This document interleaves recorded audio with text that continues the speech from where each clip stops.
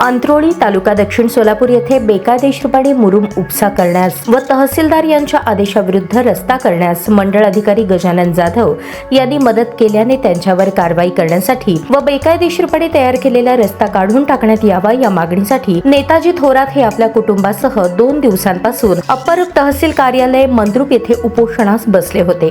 नेताजी थोरात यांच्या उपोषणाची दखल घेऊन प्रांत कार्यालयाने चौकशी करून अहवाल सादर करण्याचे तहसीलदारांना कळवले होते। त्यानुसार आज मंद्रुपचे तहसीलदार विष्णू बुटे यांनी तात्काळ अहवाल मागून बेकायदेशीरपणे रस्ता करणारे शेतकरी मारुती थोरात अंत्रोळी तालुका दक्षिण सोलापूर व इतर 8 जणांवर रस्त्यावर अनधिकृत मुरुम टाकल्याप्रकरणी 5,11,000 रुपयांची दंडात्मक कारवाई करण्याबाबतचे आदेश तहसीलदार बुटे यांना पारित केले आहेत। माझे नाव नेताजी शिवाई थोरात, मी राहणार अंत्रोळी। मी अप्पर तहसील कार्यालय मंद्रुप येथे गेल्या 3 दिवसापासून आमरण उपोषण करत होतो।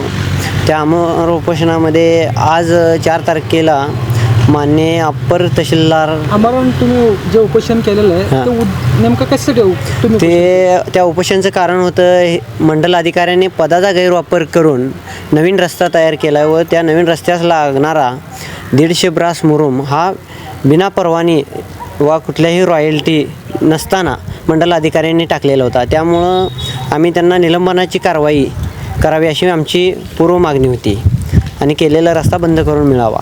त्यानुसार आज अप्पर तहसीलदार साहेबांनी आम्हाला एक लेखी आश्वासन दिलं आणि त्या लेखी आश्वासनमध्ये असं सांगितले की मंडल अधिकाऱ्यांनी केलेला जो पदाचा गैरवापर आहे ते आम्ही वरिष्ठ कार्यालयाकडे अहवालाद्वारे सादर केलेला आहे आणि अहवालात त्यांनी पदाचा गैरवापर केला आहे हे सिद्ध झाले आणि जो बेकायदेशीरपणे मुरुम टाकलेला होता आमच्या शेतामध्ये आणून त्याच्यावर दंडात्मक कारवाई केलेली आहे आणि त्याचा तसा आदेशही प्राप्त केलेला आहे, साहेबांनी पारित केलेला आहे आज।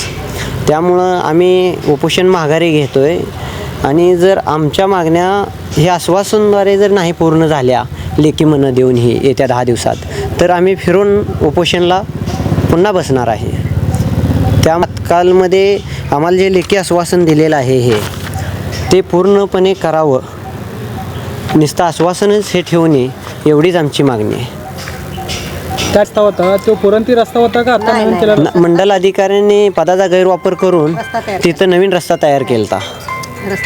तिथं माननीय तहसीलदार साहेबांच्या आदेशात पूर्व पश्चिम रस्ता आदेश पारित झाला होता, पण मंडल अधिकाऱ्यांनी पूर्व पश्चिम करून त्याच्यामध्ये दक्षिण उत्तर दिशेने रस्ता तयार केला होता आणि अहवालात तसं साहेबांच्या नमूद झालं की आदेशाच्या बाहेर म्हणजे दक्षिण उत्तरेस नवीन रस्ता मंडल अधिकाऱ्यांनी केलेला आहे असं साहेबांच्या निदर्शनात आल्यामुळे त्यांनी उपअभियंता प्रांत साहेबांकडं हे प्रकरण सबमिट केलेलं आहे आणि प्रांत साहेब त्यांच्यावर योग्य ती कारवाई 8 दिवसात असं करतो असे साहेबांना म्हणले होते।